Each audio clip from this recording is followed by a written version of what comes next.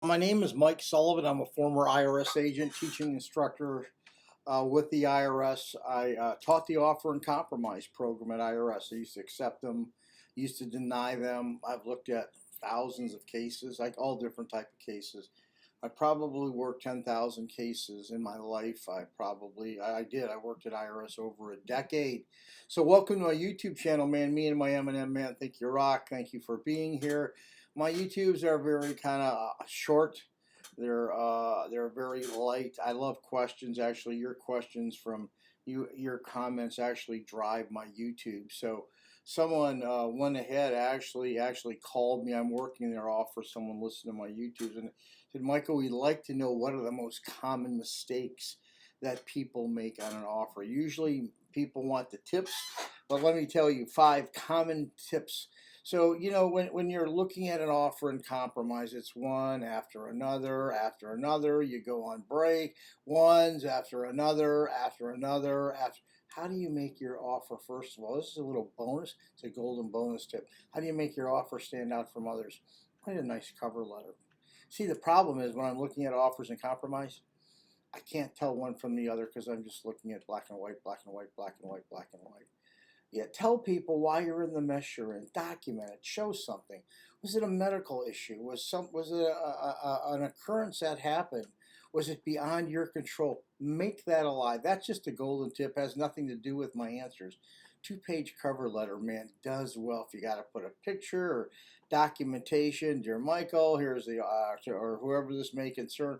Here's my offer and compromise. I want you to know I always paid my taxes all the time, but now this thing came up. I couldn't. I feel bad about it, so I'm just struggling to come back. Make the offer alive, okay? This is like a bonus tip, so I just want to let you know. So let me tell you that I wrote the 5 top things down, that 5 most common mistakes for people doing their offers and compromise. The first is you don't fill the form out correctly. IRS wants any reason they can to reject the offer. Yes, they do. They don't want to work the cases. By closing your offer off, they got a little check mark. Boom. Offer can't accept. It's not filled out correct. Make sure your offer is filled out. You'd be shocked. I'd say 50% of the offers go back because the form isn't filled out. I know it sounds simple. Have someone else re-review to make sure all the check marks are on. That's why you give if it's a big case, you turn into a professional because they know how to shape these. But for your do-it-yourselfers, do the damn thing yourself. There's nothing wrong with that. The computations are really big. People do not understand there's a formula.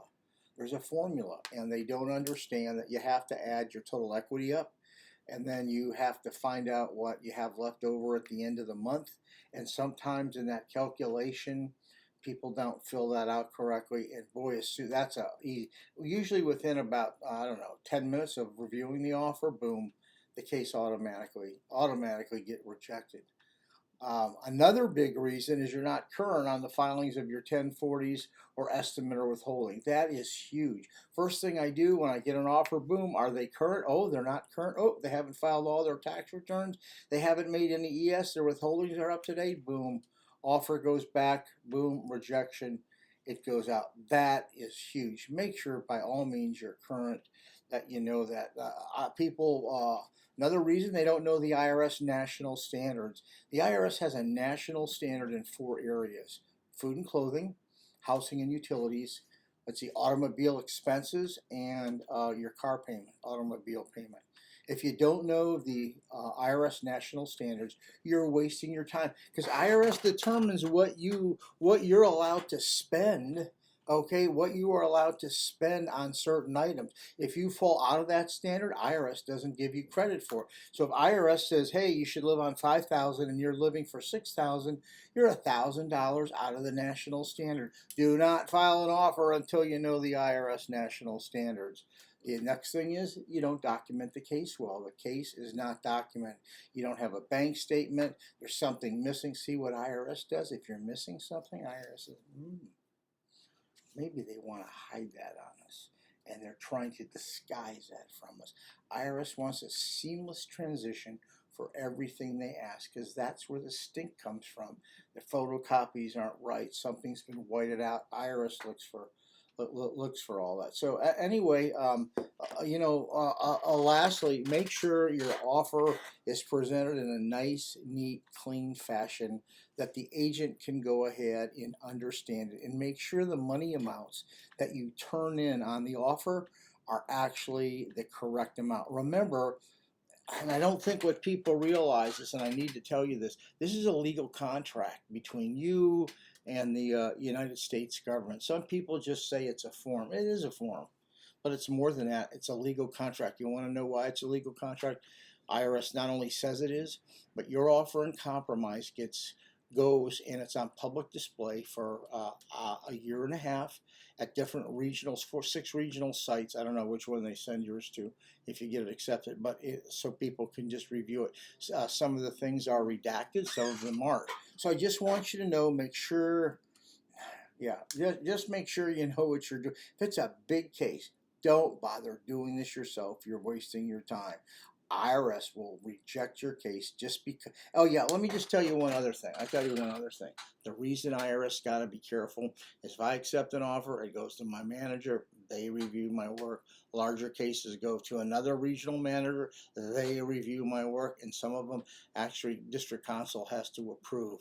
So anyway, that's the process. Make sure you do as much due diligence as you can if you're going to do this on your own. And oh yeah, by the way, I need subscriptions. There's a subscription button. Please click on it. I try to give you the information you need. For some reason, YouTube says I'm important if people subscribe.